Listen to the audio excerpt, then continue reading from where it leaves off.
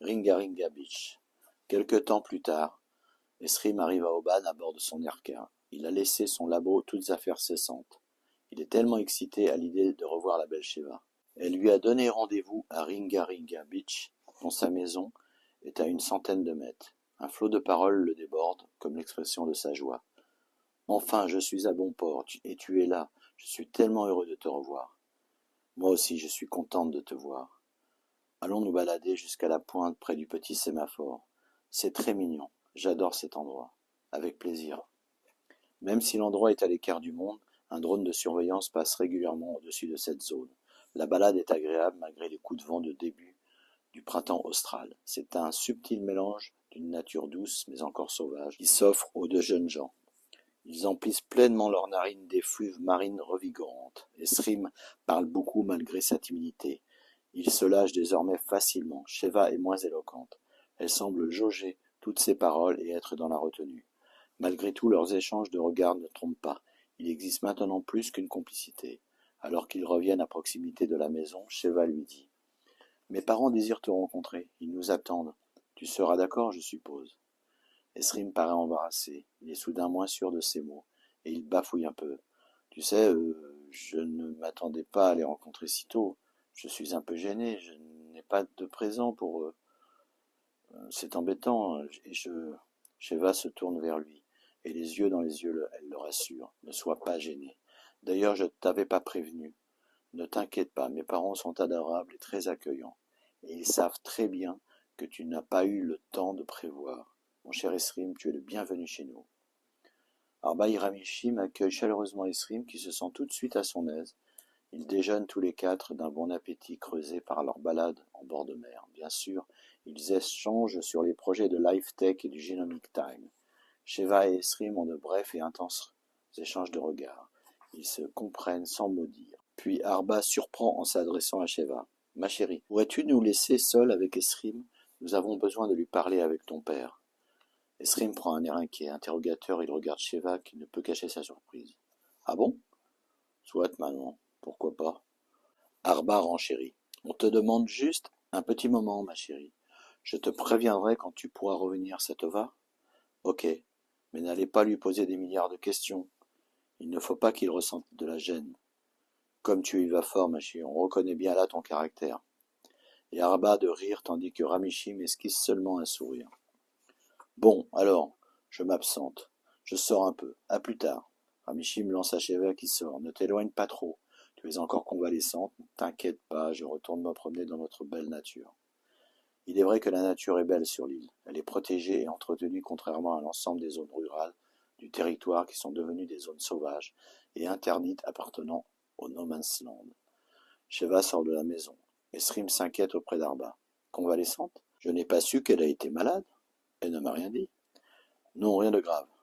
Elle a fait une mauvaise chute. Sa tête a violemment heurté le sol, mais Sheva n'est pas du genre à se plaindre. C'est une jeune femme très forte et très dynamique. Mais elle a encore par moments quelques troubles de la mémoire ou quelques confusions dans l'esprit. Tout cela est bien naturel. » La manœuvre d'Arba en vue de prévenir Esrim d'un possible comportement bizarre de Sheva fait sourire Ramishim. Il se dit qu'il a vraiment une femme très maligne. Arba fait un geste afin qu'Esrim éteigne son Holloway. Esrim fronce les sourcils, puis il s'exécute sans tarder en éteignant l'appareil. C'est fait, mais je vais devoir me justifier auprès de la DMA, vous le savez bien. Nous avons éteint les nôtres et nous donnerons la même justification, ne t'inquiète pas. L'interruption d'écoute sera justifiée sous le prétexte du secret scientifique. J'en viens au fait. Je te remercie d'avance de ne pas m'interrompre. Je voudrais aller jusqu'au bout de mon exposé avant que tu ne me répondes. Il approuve d'un hochement de tête timide.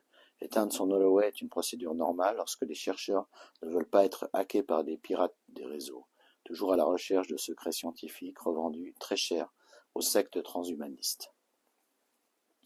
Si nous t'avons fait venir ici, ce n'est pas uniquement pour parler de Sheva. Nous avions besoin de te parler en toute discrétion. Il nous a fallu trouver un alibi. Sheva te plaît et tu es ici aujourd'hui, c'est le principal. Nous connaissons tes grandes compétences en biotechnologie. Tu es même considéré comme un génie dans ta spécialité. Esrim rougit légèrement du compliment. C'est de notoriété bien au-delà des labos LifeTech. Avant d'aller plus loin, la question que je dois te poser est une question de confiance. Es-tu prêt à jurer sur ton honneur de garder le secret, même si tu refuses la proposition que nous voulons te faire. Esrim répond sans hésitation. Oui, je le jure, je suis un homme de parole. Vous pouvez me faire confiance. Et puis Sheva est désormais importante pour moi. Je ne voudrais pas la trahir. Parfait. Attention, je vais être clair. Sheva n'est pas au courant pour le moment. Il faut absolument ne rien lui dire. Arba fait signe à Esrim de la suivre et de se taire en pointant un doigt vers le haut. Ceci en raison du risque de repérage de leur conversation par le drone de surveillance qui passe régulièrement au-dessus de la maison. Ils pourront parler librement dans le Home Lab, parfaitement étanche aux ondes. Arba se lève en premier. Ils se dirigent tous les trois vers la chambre du couple. Derrière la porte automatique, Ramishin accède à un petit boîtier domotique. Il pose son œil devant le détecteur et une trappe apparaît, puis s'ouvre, tandis que la porte de la chambre se referme automatiquement derrière eux. Arba s'engage dans l'escalier en indiquant à Esrim de la suivre. En bas, il découvre avec étonnement une grande pièce sans fenêtre, remplie de matériel de haute technologie, qui occupe à peu près la surface de la maison. La trappe refermée, Arba se dirige vers Ubiquiti et Reconstructor. Elle propose à Esrim de s'asseoir. Avec l'aide de quelques interventions concises de Ramishim, elle s'applique à être didactique et concise, afin d'expliquer à Esrim le transfert et la reconstruction. Elle explique aussi d'où vient Sheva et pourquoi elle a été choisie. Elle ajoute que leurs cousins aussi seront bientôt transférés dans le monde technologique. Bien évidemment, Esrim est sidéré par ce que lui raconte la scientifique. Il est sous le choc de la révélation. Abasourdi, il regarde Arba avec des yeux ronds et s'exclame. C'est absolument inouï, absolument fou. Je n'arrive pas à y croire. Esrim se rapproche afin d'inspecter le reconstructeur. Puis il s'adresse au couple de scientifiques. Fabuleux, absolument fabuleux. Et moi qui pensais m'occuper de sujets fondamentaux, sans cesse à la vue d'une découverte extraordinaire, j'avoue être complètement bluffé par votre audace et votre génie. Ainsi Sheva vient du monde religieux. Mais alors, comment se fait-il qu'elle se considère comme votre fille? Elle ne sait pas d'où elle vient? Non, elle ne sait rien. Il serait trop long maintenant de t'expliquer comment nous avons fait. Mais l'important est qu'elle croit avoir toujours vécu dans ce monde. Si je n'avais pas ces machines sous les yeux, je ne vous croirais pas. Et je suis vraiment tenté de ne pas vous croire. Arba regarde son Holloway. Les unités de temps BT se décomptent. Quel intérêt aurions-nous à te mentir? Réfléchis bien. Maintenant, j'en arrive au fait le plus important. Écoute-moi bien, Esrim. Nous voudrions que tu participes entièrement à notre grand projet. Toi seul possèdes les bonnes compétences. Nous avons besoin de toi. Quel est ce grand projet? J'y viens. Arba se lance dans une longue explication, puis elle révèle les grands axes du projet Zealandia, et plus Esrim plonge dans un étonnement grandissant. Il s'assoit. À la fin de l'exposé, Esrim semble méditer quelque temps. Il a la tête baissée et regarde le sol. Ramishim et Arba sont inquiets et tendus. C'est le moment de vérité pour eux.